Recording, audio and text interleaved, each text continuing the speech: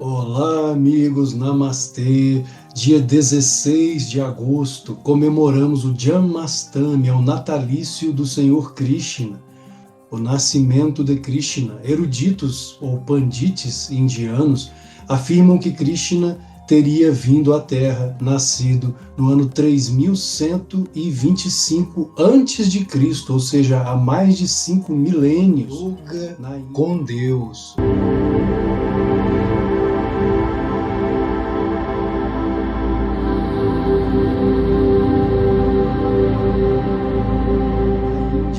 E o seu nascimento foi miraculoso, como afirma o Srimad Bhagavatam, o texto sagrado que conta a vida e ensinamentos do Senhor Krishna, além do Mahabharata. O Bhagavad Gita, que é a quintessência do Mahabharata, a Bíblia dos hindus, é o texto mais sagrado que existe na Índia, é o famoso diálogo entre ele, já adulto, com seu maior discípulo, Arjuna. O nascimento de Krishna, como afirmei, foi miraculoso. Krishna é um avatar. Avatar quer dizer divina encarnação, cujo prefixo ava quer dizer descida e tri, passagem. Então é a passagem, a descida da divindade na carne. Jesus não é o único avatar e nem o maior avatar da Terra.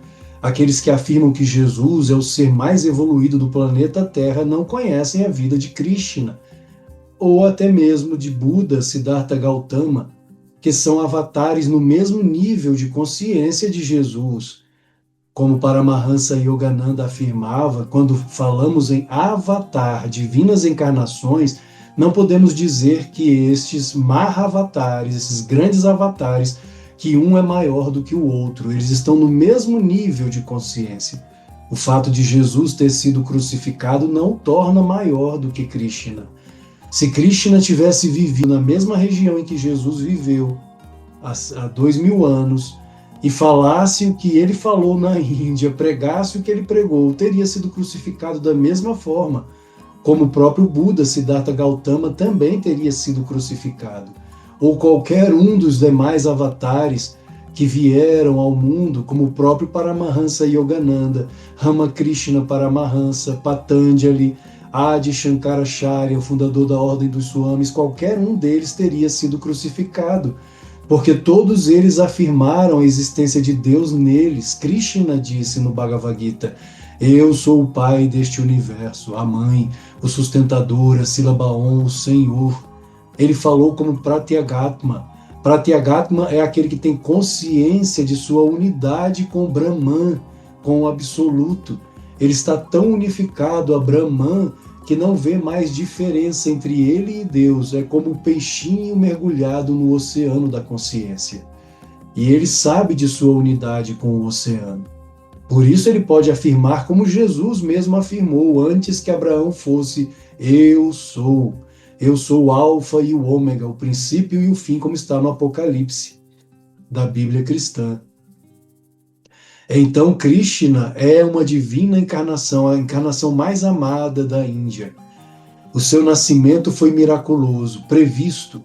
Ele viria para destruir as perversidades do rei demoníaco Kansa, que era inclusive seu tio. A profecia dizia que Krishna seria o 8º filho de Devaki, irmã de Kansa. Apesar de ser o 8º filho de Devaki, a concepção de Krishna foi imaculada. Não houve copulação. Vasudeva, seu pai, projetou de seu olho espiritual, de sua mente, um raio de luz no ventre de Devaki, e ela então engravidou de Krishna. Quando Krishna nasceu, os pais tiveram a visão do Senhor Vishnu. Vishnu não é uma pessoa necessariamente. Devemos compreender Brahma, Vishnu e Shiva não como pessoas, mas como personas de Deus. Aqueles que confundem Javé ou Brahma como personalidades de Deus não compreenderam a mitologia. Eles não são personagens, não são personalidades, eles são personas, ou seja, máscaras. Brahma, o Criador, é a persona, é a máscara do Deus absoluto, inefável, e que nós não conhecemos enquanto não o realizamos. A máscara que ele usa para criar universos é Brahma. Vishnu é a consciência que é usada para preservar universos. E Shiva é a consciência, ou seja, a máscara, a persona utilizada por Brahman para destruir universos, fazer com que os universos retornem ao seio do absoluto. Então são máscaras de Deus e não personalidades. Existe um vídeo aqui em que explico melhor sobre essa questão. Então, e além de máscaras, são também estados de consciência que a humanidade deve realizar. Jesus é o Cristo, ou seja, é uma encarnação de Vishnu, que é o Filho unigênito. Quem salva não é Jesus. Quem salva é o Cristo, que é Vishnu na ótica do yoga. Quem salva é Jadava, não é Jadava, é Krishna. Jadava ou Krishna, Jesus ou Cristo, Siddhartha ou Buda. Quem salva não é Siddhartha, é o Buda, é a consciência búdica. Quando realizamos a consciência búdica, e isso é psicologia do yoga, Carl Gustav Jung, pai da psicologia analítica, explicou muito bem isso, a questão da individuação. São estágios de consciência, como diria Ken Wilber. Estágios de consciência que devemos realizar a consciência crística, me torno um Cristo. Realizar a consciência de Krishna, me torno um Krishna. A consciência búdica, me torno um Buda. A consciência de Paramahansa, eu me torno um Paramahansa, que na verdade são nomes para designar a mesma força, a força de Kutastha Chaitanya, o Filho unigênito. Então eles estão no mesmo patamar de consciência.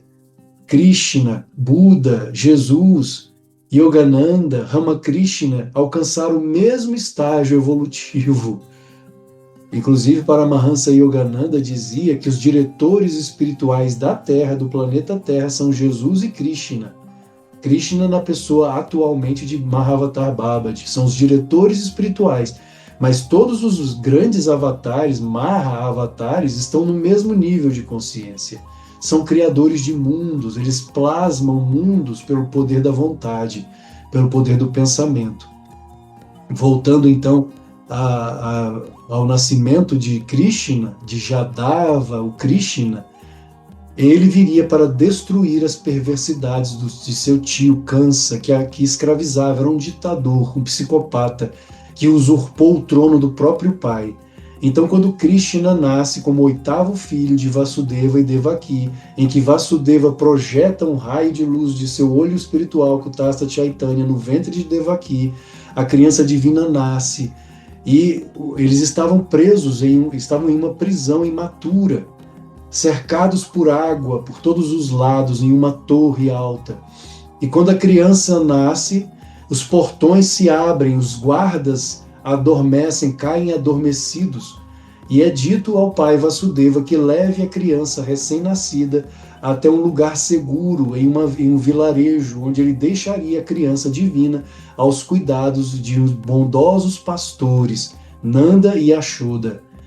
Então, quando os portões se abrem e Vasudeva sai dali com a criança para atravessar o rio, o Yamuna, o pezinho do bebê toca as águas e as águas então se abrem.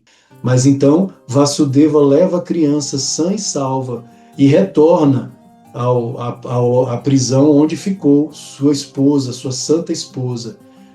E Kansa, quando descobre que a criança havia sido libertada, estava sã e salva, ele começa ainda mais o seu terror na região, o que nos lembra muito os ditadores dos tempos atuais.